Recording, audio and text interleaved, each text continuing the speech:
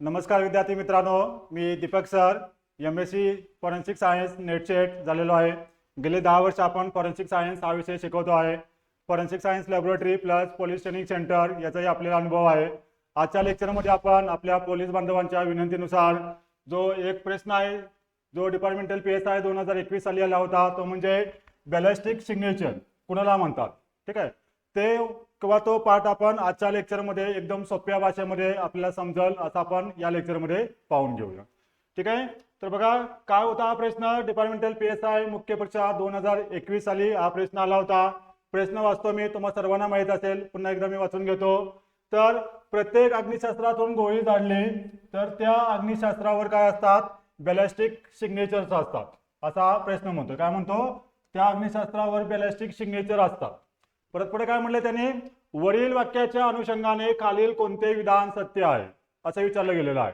तर बघा अविधान काय दिले त्यांनी, बंदुकीचे बॅरल, नंतर firing pin, firing chamber, ejector आणि इतर भाग जे बंदुकीची गोळी व काट्रेजच्या संपर्कात येतात तेव्हा अशा प्रकारच्या खुणा सोडून जातात, हे अविधान झालं।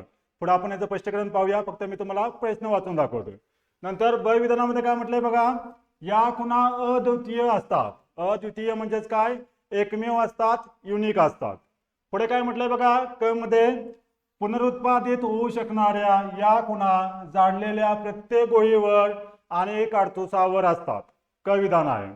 परत पुढे काय म्हटले, ड विधानामध्ये इंटिग्रेटेड बॅलिस्टिक आयडेंटिफिकेशन सिस्टीम ही एक विशेष संगणकीय हार्डवेअर सॉफ्टवेअर प्रणाली आहे। ती काय करते, बॅलिस्टिक सिग्नेचरची तुलना करण्यासाठी वापरतात, बरोबर। असे हे 4 विधान दिलेले आहेत, अ ब क ड। त्याची पर्याय उत्तरे काय दिलेत बघा खाली, फक्त अ ब क बरोबर, 2 मध्ये म्हटले फक्त ब क आणि ड बरोबर, 3 मध्ये म्हटले फक्त अ क आणि ड बरोबर, आणि चौथ्या ऑप्शन मध्ये आहे काय, वरीलपैकी सर्व बरोबर। आपल्याला इथे विचारलंय पर्याय उत्तरे कुठला आहेत, कुठलाही आपल्याला ऑप्शन सांगता येईल तर वरीलपैकी सर्व हे या प्रश्नाचं उत्तर होतं। आता आपण पाहूया की बॅलिस्टिक सिग्नेचर काय असतात। आपण जरी आपला सिलेबस पाहिला डिपार्टमेंटल PSI मुख्य परीक्षा त्यामधील जर फॉरेन्सिक सायन्स हा विषय पाहिला आणि त्यातला सिलेबस पाहिला आपण, तर सिलेबस मध्ये तुम्हाला हा पॉईंट कुठे दिसणार नाहीये, परंतु जर तुम्ही प्रश्नपत्रिकेचं विश्लेषण केलं, आपण याच्यावरती PYQ कोणतं असतं ते टाकलेलं आहे आपल्या चॅनलवरती, तर अग्निशास्त्र हा एक टॉपिक अतिशय महत्त्वाचा आहे। प्रत्येक परीक्षामध्ये याच्यावरती एक दोन प्रश्न येऊन गेलेले आहेत।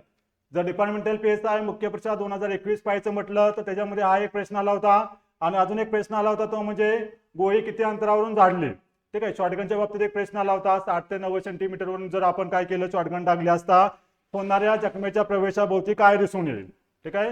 तर या प्रश्नाचं उत्तर किंवा आपल्याला गोळी झाडल्यानंतर गोळीच्या प्रवेशाची जखम कशी असते आणि गोळी बाहेर पडलेल्याची जखम कशी असते, जर आपल्याला वाटलं तर कमेंट करून सांगा, आपण त्याच्यावरती पण एक व्हिडिओ एकदम सोप्या भाषेमध्ये बनवूया, ठीक आहे। तर आपल्याला आजच्या लेक्चरमध्ये हे बॅलिस्टिक सिग्नेचर काय असतं, त्या जे आपण गोळी झाडतो, गोळी झाडल्यानंतर जी गोळी बाहेर पडते किंवा खाली रिकामी पुंगळी पडते त्यालाच आपण कार्ट्रेज केस म्हणतो, त्याच्यावरती कोणकोणते मार्क्स येतात, काय येतात, आणि त्यांचं आपण बॅलिस्टिक डिव्हिजनला अग्निशास्त्र विभाग असतो फॉरेन्सिक सायन्स लॅबोरेटरीमध्ये, तिथं त्यांचं विश्लेषण किंवा अनालिसिस कसं करतो हे आपण आजच्या लेक्चरमध्ये पाहूया, ठीक आहे। तर हा प्रश्न सर्वांना समजला असेल। आता आपण बघूया की हे बॅलिस्टिक सिग्नेचर आपण कोणाला म्हणतो। शक्यतो आपल्या सर्वांना माहित आहे, ज्यावेळेस आपण एखादे कार्ट्रेज बंदुकीमध्ये ठेवतो आणि नंतर त्याला आपण फायर करतो, बरोबर। इथे मी काढतो तुमच्या माहितीस्तव एक, आपण इथे चित्र काढूया बघा। सपोज फॉर एक्झाम्पल हे आपले कार्ट्रेज शेल असेल, सगळ्यांनी पाहिले असेल, फक्त मी आता तुम्हाला समजवण्यासाठी हा चित्र काढतोय बघा। इथं आपल्याला हे समजून घ्यायचं की नक्की काय होतं। आता काय करतो आपण, हे जिवंत काढतोस म्हणतो आपण याला, बरोबर। हे जिवंत काढतोस आहे, हे जिवंत काढतोस काय करतो आपण, समजा आपल्याकडे एखादं वेपन असेल, समजा तर आपण काय करूया, त्याला आपलं वेपन समजूया। या वेपन मध्ये काय करतो आपण, हे कार्टोस ठेवतोय, बरोबर। हे कार्टोस ठेवल्यानंतर काय करतो आपण, त्या वेपनला आपण रेडी टू फायर कंडिशन मध्ये आणतो, नंतर खाली ट्रिगल असतो तो ट्रिगल प्रेस करतो। ट्रिगल प्रेस केल्यानंतर काय ऍक्शन होते, फायरआर्म मध्ये पाठीमागे एक हॅमर असतो, हॅमर, बरोबर दिसते का बघा मला, तो हॅमर काय करतो, बरोबर या काट्रेजच्या बेसवरती येऊन स्ट्राईक होतो, बरोबर। आता इथं आपण एक कार्ट्रेज काढलेला आहे, समजा हा त्याचा बेस असेल, बरोबर, हा आपला त्याचा बेस असेल, बेस। मग या बेसच्या सेंटरला हा जो सेंटर आहे बघा, या पेनामध्ये तुम्ही जर पाहत आहे तर इथं बरोबर तुम्हाला एक सेंटर दिसतोय, त्या सेंटरवरती काय होतो, हॅमर त्या फायरिंग पिनला स्ट्राईक करतो। फायरिंग पिन स्ट्राईक झाल्यामुळे काय होणार आहे, आपल्याला या सेंटरला एक मार्क बनतो, आणि या सेंटरमध्ये काय असतं तुम्हाला माहिती आहे, परकशन कॅप असते. त्या परकशन कॅपमध्ये कमी प्रतीची काय असतात, स्फोटक पदार्थ ठेवलेला असतं. मग ते एकतर लेड हॅझार्ड असू शकतं, मर्क्युरी फल्मिनेट असू शकतं, लेड स्टिपनेट असू शकतं. असं हे लो प्रतीचं एक्सप्लोजिव्ह असतं, स्फोटक पदार्थ असतो. तो काय होतो, घर्षण झालं का काय होतं, ते ठिणगी उडते. ठिणगी उडल्यामुळे काय होतंय, पुन्हा इथं आपला जो मेन चार्ज असतो, ठीक आहे, या मेन चार्जला म्हणतो आपण गन पावडर. हे गन पावडर इथे ठेवलेले असते. त्याच्यामुळे काय होतं, हे घर्षण झाल्यामुळे इथे ठिणगी उडल्यामुळे काय करतो, हा गन चार्ज असेल,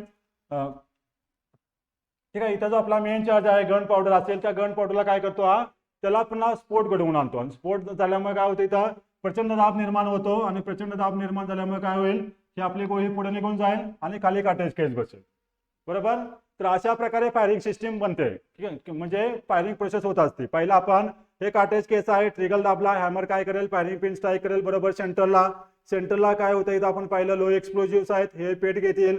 ह्याच्यामुळे परत आपला इथला जो मेन चार्ज आहे, तो मेन चार्ज काय होणार आहे, स्फोट घेईल. त्याच्यामुळे काय होईल, प्रचंड प्रमाणात दाब निर्माण होतो.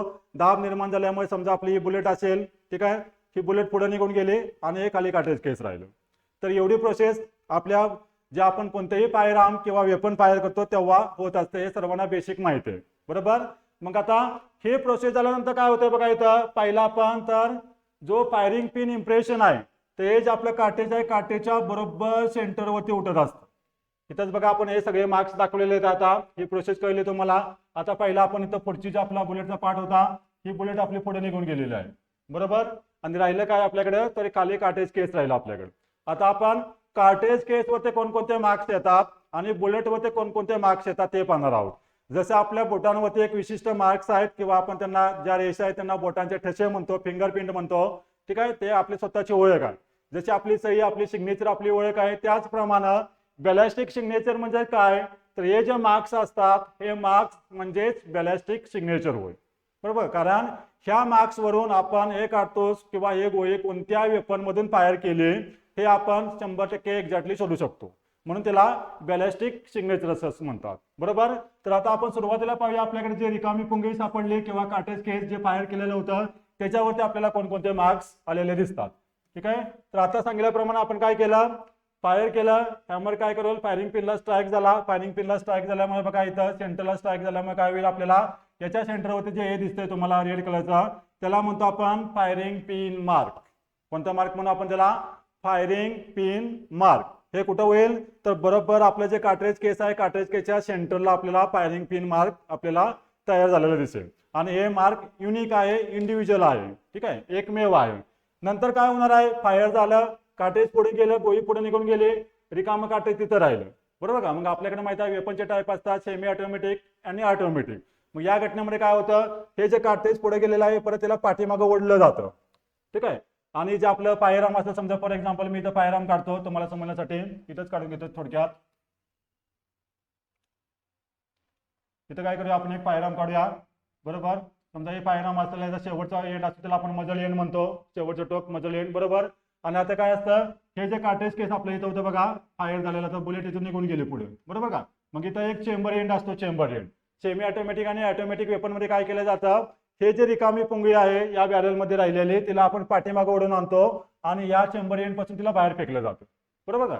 मग या काटेज केसला तिथून पाठीमागे ओढण्यासाठी एक्स्ट्रॅक्टर आणि एक्स्ट्रॅक्टर असतो, एक्स्ट्रॅक्टर. मग हे काय करतो, एक्स्ट्रॅक्टर या काटेज केसला पाठीमागे असं ओढून घेऊन येतो. ठीक आहे. त्याच्यामुळे काय होतं, आपल्याला एक्स्ट्रॅक्टर मार्क आपल्याला या काटेज केसवरती दिसते. आता हे सेकंड मार्क झालं. पहिला मार्क आपण पाहिला तो म्हणजे कोणता, फायरिंग पिन मार्क. बरोबर. फायर झालं, काटेज पुढे गेले, बुलेट निघून गेले. फायर झाल्यानंतर जे रिकामी पुंगी आहे तिला आपल्याला पाठीमागे ओढायचं आहे, पाठीमागे ओढतोय आणि त्याच्यामुळे जे मार्क येतात त्याला म्हणतो आपण एक्स्ट्रॅक्टर मार्क. बरोबर. सेकंडचा मार्क कुठला आला, तो मार्क आला तो म्हणजे एक्स्ट्रॅक्टर मार्क. नंतर याला एक्स्ट्रॅक्ट केलं, परत आपल्या इथं चेंबर आहे बघा, चेंबर. ह्या चेंबर पासून आपण याला बाहेर फेकून देतो, सेमी ऑटोमॅटिक आणि ऑटोमॅटिक फायर आर्म्स मध्ये.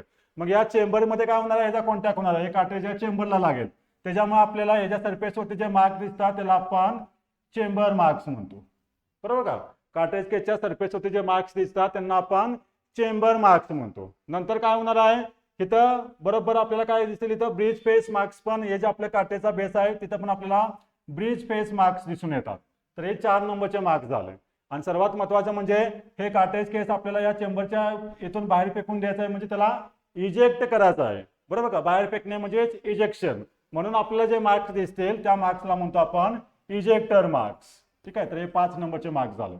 मग थोडक्यात तुम्हाला कळालं असेल इथं जेव्हा आपण एखादी गोळी फायर करतो किंवा एखादी वेपन फायर करतो, फायर केल्यानंतर जे कार्ट्रेज केस असतं त्या कार्ट्रेज केसवरती कोणकोणते मार्क्स असतात, बरोबर. पुन्हा एकदा सांगतो कारण हे अतिशय महत्त्वाचं आहे. भविष्यात पण याच्यावरती प्रश्न वेगळ्या पद्धतीने येऊ शकतो. कसा येऊ शकतो तर आपण पुढे बघूया. तर पहिला mark firing pin mark important झालं. चेंबर मार्क्स आहे, ब्रीज फेस मार्क आहे, एक्स्ट्रॅक्टर मार्क आहे आणि इजेक्टर मार्क्स आहे, बरोबर. मग त्या प्रश्नामध्ये बघा हे सांगितलं होतं. मग जर प्रश्न पडला तर इथे काय म्हटलं बघा, बंदुकीचे बॅरल विधानामध्ये म्हटलंय firing pin, firing chamber, ejector. ठीक आहे, आणि इतर भाग जे बंदुकीची गोळी व काटेच्या संपर्कात येतात तेव्हा अशा प्रकारच्या खुणा सोडून जातात. हे पहिलं विधान होतं. नंतर काय म्हटलं त्याने, तर या खुणा अद्वितीय असतात. आता सांगितलं मी अद्वितीय म्हणजे काय, त्या खुणा एकमेव असतात. ज्या वेपन मधून आपण ती गोळी फायर केलेली आहे त्याच वेपनचे मार्क्स याच्यावरती उडतात, म्हणून त्याला म्हणतो आपण एकमेव आहे. पुढे काय म्हटलंय बघा, पुनरुत्पादित होऊ शकणाऱ्या या खुणा झाडलेल्या प्रत्येक गोळीवर आणि काडतुसावर असतात. आता आपण फक्त काडतुसावरच्या खुणा पाहतोय, गोळीवरच्या पण आपण पाहून घेऊ. तर या काय होतात, पुनरुत्पादित म्हणजे या पुन्हा पुन्हा येतात. आता एक वेपन आहे आपल्याकडे, या वेपन मधून आपण एक राऊंड फायर केला तर त्या राऊंडच्या काडतुसावरती पण आपल्याला सिमिलर मार्क्स दिसतील. याच वेपन मधून आपण दुसरा राऊंड फायर केला त्याच्यावरती जे आपल्याला काडतुसाने एक गोळी मिळाली त्याच्यावरती पण आपल्याला पुन्हा हे मार्क्स येतील आणि ते एकमेव असतात, अद्वितीय असतात. हा त्याचा अर्थ झाला, बरोबर. मग आपण पाहिले काय, तर हे काडतुसावरती आपल्याला हे 1 2 3 4 5 प्रकारचे मार्क्स दिसले. या 5 पैकी निदान आपल्याला firing pin mark, extractor mark, ejector mark, chamber marks हे मार्क महत्वाचे आहेत. आणि यापैकी फक्त आपल्याला फायरिंग पिन मार्क जरी सुद्धा मिळाला आपल्याला तरी सुद्धा आपण ते कोणत्या वेपन मधून फायर केलेलं आहे हे कार्ट्रेज केस हे आपण सांगू शकतो फॉरेन्सिक बॅलिस्टिक या डिव्हिजन मध्ये, बरोबर. तर हे झालं आपलं कुठले, extractor mark, ejector mark, firing pin mark, chamber mark आणि बी स्पेस मार्क. हे कुठे उठले, तर हे मार्क कुठले आपले कार्ट्रेज केस वरती, बरोबर. ह्यालाच आपण काय म्हणतोय मराठीमध्ये, पुंगळी म्हणतो, पुंगळी. ठीक आहे, किंवा यालाच आपण काडतूस असं म्हणतोय, काडतूस मराठीमध्ये. तर हे सगळे मार्क्स कुठे असतात, काडतुसावरती असतात. आता भविष्यामध्ये असा प्रश्न येऊ शकतो की खालीलपैकी कोणते मार्क्स हे रिकाम्या पुंगळीवरती दिसून येतात. जेव्हा ते एखाद्या कार्ट्रेज आपण फायर करतो तर त्या फायर झालेल्या कार्ट्रेज वरती खालीलपैकी कोणता मार्क दिसून येतो किंवा कोणते मार्क दिसून येत नाहीत. ठीक आहे, नाहीत म्हटलं तर यापैकी 3 मार्क्स असतील आणि एखादा मार्क्स असा असेल की तो आपल्याला बुलेटवरती म्हणजे गोळीवरती उठतो, तो मार्क्स दिला जाऊ शकतो. आणि असं विचारला जाऊ शकतो की कोणता मार्क्स या कार्ट्रेज केसवरती दिसत नाही. त्यासाठी आपल्याला कार्ट्रेज केसवरती कोणते मार्क्स असतात, पुंगळीवरती कोणते मार्क्स असतात ते माहिती असणं गरजेचं आहे. आणि आपण इथे सांगितलं कसे मार्क्स तयार होतात आणि सगळे मार्क्स तुम्ही लक्षात ठेवा. हे झालं आपलं कार्ट्रेज केसवरती. आता आपण पुढे पाहूया. आता बघितलं आपण इथं काय झालं, हे सगळे मार्क्स उठले. आता काय केलं होतं आपण इथं, गोळी फायर झाल्यामुळे काय जाणार आपल्याला बघा, हे पुढची बुलेट आहे आपली. आता मी इथं फक्त बुलेट काढतो. ठीक आहे, आता हे बुलेट फायर झाल्यानंतर काय जाणार आहे, पुढे जाणार आहे. मग पुन्हा एकदा माहिती आपल्याला, आता मी ही डायग्राम पासून टाकतो, याची काय गरज नाही. आता आपण कार्ट्रेज केसवरती मार्क पाहिले. आता बुलेटवरती म्हणजे गोळीवरती कोणते मार्क्स येतात ते महत्वाचे आहेत. मगाच्या प्रश्नामध्ये ते मार्क्स दिले नव्हते. भविष्यात त्याच्यावरती क्वेश्चन येण्याची शक्यता असेल. तर गोळी फायर केल्यानंतर त्या गोळीवरती, झाडलेल्या गोळीवरती कोणते मार्क्स येऊ शकतात आणि ते कसे येतात ते आपण पाहूया. आता मगाशी आपण पाहिलं होतं, फायर आर्म्स काढलं होतं. हा फायर आर्मचा बॅरल असतो. आपल्याला फक्त एवढंच महत्वाचं आहे, त्याच्यामुळे फक्त आपण एवढंच पाहूया. खालचा पार्ट तुम्हाला सगळं माहिती आहे, खाली ट्रिगल आहे, ट्रिगल मेकॅनिझम आहे. ठीक आहे, हे सगळं. आता गोळी फायर केल्यानंतर आपल्याला माहित आहे आपल्याकडे जे रायफल्ड वेपन असतं त्याच्यामधून आपण गोळी फायर करत असतो, बरोबर का. आणि शॉटगन मधून आपण छर्रे फायर करत असतो. आता इथे फक्त आपण रायफल्ड वेपन पाहतोय. रायफल्ड वेपन मध्ये सर्वांना माहित असतं काय केलेलं असतं, रायफलिंग केलेले असते. याच्यामध्ये काय केलेले असते, रायफलिंग. इथं लिहितो मी मराठीमध्ये, रायफलिंग केलेले असते. रायफलिंग, रायफलिंग म्हणजे काय असतं, तर हा जो आपला बॅरल असतो तो तुम्ही पाहिला त्या नळीकडून, तर त्याच्यामध्ये आपल्याला लँड्स आणि ग्रूव्ज त्याच्यामध्ये केलेले दिसतात, बरोबर का. यांना काय म्हणतो आपण, लँड्स अँड ग्रूव्ज. लँड्स आणि त्याला आपण ग्रूव्ज म्हणू शकतो, बरोबर का. मग हे जे लँड्स आणि ग्रूव्जचे मार्क्स असतात त्यांनाच आपण काय म्हणतो, रायफलिंग मार्क्स म्हणतो. मग हे जे फायर केलेले बुलेट आहे या बुलेटवरती आपल्याला कोणते मार्क्स येतील, तर याच्यावरती आपल्याला रायफलिंग मार्क्स दिसू शकतात. ठीक आहे, हे अशा प्रकारचे मार्क आपल्याला या बुलेटवरती दिसू शकतात, त्यांना म्हणतो आपण रायफलिंग मार्क. मग लक्षात घ्या इथं आपल्याला बुलेटवरती कोणत्या प्रकारचे मार्क येतात तर त्यांना म्हणू शकतो आपण रायफलिंग मार्क. गोळीवरती आपल्याला कुठले मार्क दिसतात, तर त्याला आता इथं इंग्लिशमध्ये लिहितो मी रायफलिंग मार्क असं म्हणतो त्याला आपण. ठीक आहे, रायफलिंग मार्क्स किंवा त्याला अजून एक दुसरं नाव आहे ते म्हणजे स्ट्रायेशन मार्क. कुठले मार्क, तर स्ट्रायेशन मार्क. बरोबर का, हे 2 मार्क्स लक्षात ठेवायचे आपल्याला. तर बुलेटवरती कोणते मार्क मिळतात, जाडलेल्या गोळीवरती कोणते 2 मार्क मिळतात, एक तर आपल्याला रायफलिंग मार्क मिळतील किंवा स्ट्रायेशन मार्क मिळतात. बरोबर आहे का. मग बघा हे कशामुळे मिळतात, तर इथं रायफलिंगची प्रोसेस केलेली आहे. या रायफलिंगच्या प्रोसेसमध्ये काय होते, बुलेट फायर केल्यानंतर याच्यामधून जाते, त्याच्यामुळे त्याला स्पिनिंग मोशन वगैरे येत असते आणि ज्यावेळेस हे बुलेट हे बॅलन्स बदल लेन सोडून पुढे जाते तेव्हा त्याला स्टॅबिलिटी मिळते. स्टॅबिलिटी मिळण्यासाठी त्याची रेंज वाढवण्यासाठी आपण रायफल्ड वेपनमध्ये रायफलिंग करत असतो. आणि याच रायफलिंगचे मार्क्स इथे काय होतं, बुलेट याच्या कॉन्टॅक्टमध्ये येते आणि आपल्याला माहिती आहे लोकांचं प्रिन्सिपल, जेव्हा 2 वस्तू एकमेकाच्या सानिध्यात येतात तेव्हा ते काय करतात, एकमेकावरती त्यांच्या खुणा सोडत असतात. बरोबर का. मग हेच प्रिन्सिपल इथं वापरलं जातं, लोकांचं आदला बदलीचं तत्व. आदल्या बदलीच्या तत्वामुळे काय होतंय, गोळी फायर केल्यानंतर या बॅरल जो की हा लोखंडाचा बनलेला आहे आणि बुलेट आपली लीडचे बनलेले असते किंवा इतर धातूपासून बनलेले असते. हे दोन्ही भाग कसे आहेत, हार्ड आहेत. दोन्ही काय आहेत, ऑब्जेक्ट हार्ड आहे, ते एकमेकाच्या सानिध्यामध्ये आल्यामुळे काय होतात, त्यांच्यामध्ये एक मार्क सोडत असतात आदला बदलीच्या तत्वानुसार. त्याच्यामुळे आपल्याला या बुलेटवरती रायफलिंग मार्क आणि स्ट्रायेशन मार्क मिळतात. बरोबर. ह्या क्वेश्चन मध्ये बघा त्यांनी म्हटलं होतं काय, तर गोळीवर आणि काडतुसावर असे मार्क उठत असतात. काडतुसावरचे मार्क पाहिले आपण आणि गोळीवरती पण असे मार्क्स उठतात. ठीक आहे, मग याच मार्क्सला काय म्हणतो आपण, रायफलिंग मार्क आणि स्ट्रायेशन मार्क. आणि हे सुद्धा मार्क्स काय म्हटलंय, या सुद्धा खुणा अद्वितीय असतात. म्हणजे ते सुद्धा मार्क्स अद्वितीय असतात. ते कुणाचे एकाच, म्हणजे समजा एक गोळी आपण एका वेपन मधून फायर केली तर तेच मार्क त्या गोळीवरती उठतील आणि त्याच प्रकारची गोळी आपण दुसऱ्या वेपन मधून फायर केली तर त्या दुसऱ्या वेपनचे मार्क त्याच्यावरती उठतील. म्हणजेच काय, थोडक्यात प्रत्येक वेपनचे मार्क हे युनिक असतात, एकमेव असतात, अद्वितीय असतात. ते त्या वेपन मधून जे आपण गोळी किंवा कार्टेज केस फायर केली त्याच्यावरती उठत असतात. बरोबर. आता पुढे काय म्हटलंय बघा, पुनरुत्पादित होतात ते पाहिलं आपण. आता ड मध्ये काय म्हटलंय बघा त्याने, इंटिग्रेटेड बॅलिस्टिक आयडेंटिफिकेशन सिस्टीम. आता महत्वाचं काय, आपल्याकडं गोळी फायर झाली किंवा एखाद्या फायर केला आपण, गोळी मिळाली आपल्याला, अशा घटनेमध्ये आपल्याला घटनास्थळी होते एक तर फायरआर्म मिळू शकतं. परंतु आता बऱ्याच वेळा काय करतात लोक, तो संशयित व्यक्ती फायरआर्म म्हणजे त्याचं वेपन घेऊन, ते अग्निशस्त्र घेऊन पळून जातो. मग आपल्याला घटनास्थळी एकतर खाली कार्टेज केस मिळू शकते किंवा फायर केलेली गोळी मिळू शकते, घटनास्थळी मिळू शकते किंवा त्या व्यक्तीच्या पोटामध्ये, शरीरामध्ये वगैरे मिळू शकते. मग काय करायचं आपल्याला, तर त्याला आयडेंटिफाय करायचं आहे, त्याची ओळख पटवायची आहे. बरोबर. मग त्याची ओळख कशी पटवू आपण, आता हे जे आपल्याकडे बुलेट आहे, या बुलेटवरती जे मार्क आले ते मार्कांची ओळख पटवण्यासाठी आपल्याला माहिती आहे आपल्याकडे एक इन्स्ट्रुमेंट असतं. आता हे मी पुसून टाकतो, त्या इन्स्ट्रुमेंटचं नाव लिहितो. आपण काय करतो, आता हे आपल्याला जे बुलेट मिळाली आणि हे रिकामं कार्टेज केस मिळाले, त्यांच्यावरती मार्क्स आहे. तर हे काय करतो आपण, ह्या दोघांनाही आपण फॉरेन्सिक सायन्स लॅबोरेटरीमध्ये पाठवतो. कुठं पाठवतो आपण त्यांना, फॉरेन्सिक सायन्स लॅबोरेटरीमध्ये पाठवतो. फॉरेन्सिक सायन्स लॅबोरेटरीमध्ये एक डिव्हिजन असते, त्या डिव्हिजनला म्हणतो आपण बॅलिस्टिक्स डिव्हिजन. कोणती डिव्हिजन आहे, बॅलिस्टिक डिव्हिजन. तिलाच मराठीमध्ये म्हणतो आपण अग्निशस्त्र विभाग. तर या अग्निशस्त्र विभागामध्ये ही गोळी कोणत्या वेपन मधून फायर केलेली आहे आपण शोधत असतो. ठीक आहे, जर आपण घटनास्थळी ते फायरआर्म मिळालं, बुलेट मिळाल्या, कार्ट्रिज मिळाल्या, ही तिन्ही आपण जर आपण काय केलं, या लॅबोरेटरीमध्ये या डिव्हिजनला सबमिट केला, तर तिथे काय करतात, त्या वेपन मधून एक टेस्ट फायर केले जाते. बरोबर का. तर त्या वेपन मधून टेस्ट फायर केल्यानंतर आपल्याकडे एक बुलेट मिळेल, पुन्हा दुसरी. बरोबर. आता एक पाहिले आपण इथं आपल्याला ही बुलेट मिळाली, आपल्याला तिला आपण म्हणू क्राईम सीनची बुलेट. बरोबर का. क्राईम सीन वरती मिळाली म्हणून आपण तिला क्राईम सीन बुलेट म्हणू शकतो. आणि आपण दुसरी एक बुलेट फायर केली, आपण तिला टेस्ट बुलेट म्हणू शकतो. ठीक आहे, ही सीबी म्हणजे क्राईम सीन वरती मिळालेली. आणि दुसरी आहे आपल्याला की तिला आपण फायर केल्यानंतर मिळाली म्हणून तिला आपण टेस्ट बुलेट म्हणतो. मग या दोन्ही बुलेट आपल्याकडे एक इन्स्ट्रुमेंट असतं, उपकरण असतं. त्या उपकरणाचं नाव आहे काय, तर कंपॅरिझन मायक्रोस्कोप. त्याला काय म्हणतो आपण, कंपॅरिझन मायक्रोस्कोप. हे नाव लक्षात ठेवायचं आपल्याला, कंपॅरिझन मायक्रोस्कोप.